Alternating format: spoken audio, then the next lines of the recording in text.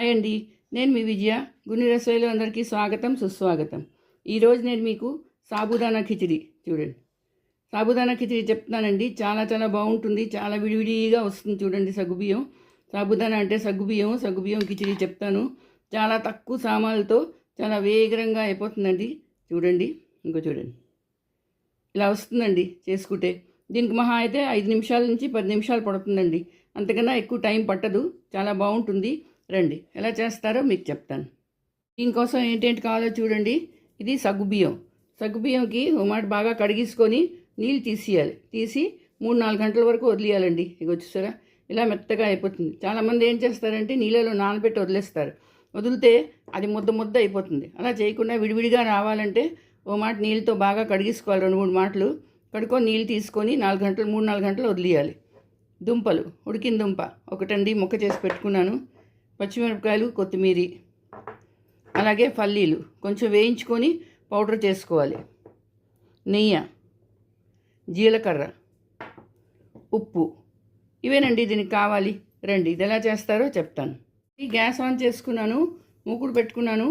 అందులో 2-3 చెంచాలు నెయ్యి వేసుకుంటున్నాను.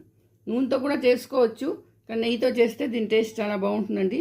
చాలామంది నూనెతో చేసుకుంటారు, ఎలాగైనా పర్వాలేదు. ఇప్పుడు నెయ్యి వేడెక్కగానే 1 చెంచా జీలకర్ర, అలాగే పచ్చిమిరపకాయలు, 2 పచ్చిమిరపకాయలు పొడుగ్గా తరుక్కున్నాను, అవి వేస్తున్నాను.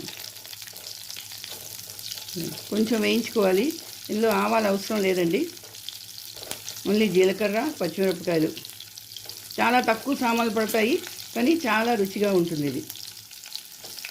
ఇది మహారాష్ట్ర వాళ్ళు, మరాఠీ వాళ్ళు చేసుకుంటారండి. ఉపవాసం వాళ్ళు చేసుకుంటారు. ఎందుకంటే ఇందులో ఉల్లిపాయలు, వెల్లుల్లిపాయలు ఏమి ఉండవు. అందుకని ఇది మనం చేసుకోవచ్చు. మార్నింగ్ బ్రేక్ఫాస్ట్కి తినొచ్చు, సాయంత్రం టిఫిన్ కోసం తినొచ్చు. చాలా బాగుంటుంది ఇది. పచ్చిమిరపకాయలు వేగిపోయి ఇప్పుడు దుంపలు, ఉడికిన దుంప ఒక దుంప అండి, చిన్న ముక్కలు చేసుకో పెట్టుకున్నాను. ఇది వేయించుకోవాలి. పచ్చి కూడా వేసుకోవచ్చు, కానీ పచ్చి వేసుకుంటే కొంచెం టైం పడుతుంది. ఉడికిన దుంప అయితే కొంచెం వేగం అయిపోతుంది. కొంచెం వేయించుకున్నాను. అలాగే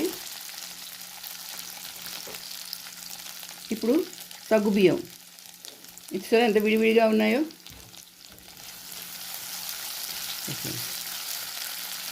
ఈ సగ్గుబియ్యం వేసుకోవాలండి. వేసుకొని కలుపుకోవాలి. కొంచెం కలుపుకోవాలి. అలాగే ఇగో వేసిన పలుకులు నేను కొంచెం వేయించుకొని గ్రైండ్ చేసుకున్నాను, ఆ పౌడర్ వేసుకోవాలి.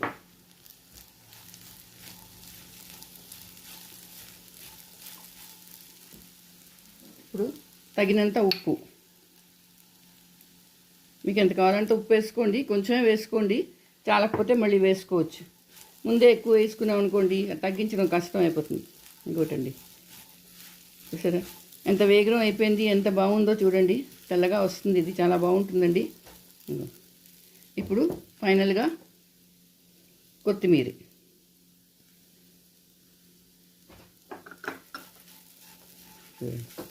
ఇదిగోటండి రెడీ అయిపోయింది సాబుదానా కిచిడి. చూడండి సగ్గుబియ్యం కిచిడి. ఇగో చూడండి చూసారా ఎంత విడివిడిగా వచ్చిందో. ఇంకో ఇదే మీరు నీళ్ళలో నానబెట్టి వదిలేసారనుకోండి, అరగంటైనా నానబెట్టేసారంటే మాత్రం అది అంటుకుపోతుంది, మూకుడుకి అంటుకుపోతుంది. ఇలా ముద్దగా వచ్చేస్తుంది, ఇలా విడివిడిగా రాదు. చూడండి చూసారా. ఇదిగోటండి సాబుదానా కిచిడి రెడీ అయిపోయింది. ఇప్పుడు ఇది బౌల్లోకి తీసుకుంటాను. ఇదిగోటండి సాబుదానా కిచిడి రెడీ అయిపోయింది. చాలా చాలా బాగుంటుంది. ఇది చూడడానికి బాగుంటుంది, తినడానికి బాగుంటుందండి.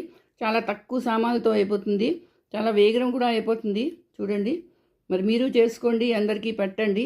మరి నా వీడియో నచ్చిందా అయితే తప్పకుండా సబ్స్క్రైబ్ చేయండి. వీడియోకి లైక్ షేర్ కూడా చేయండి.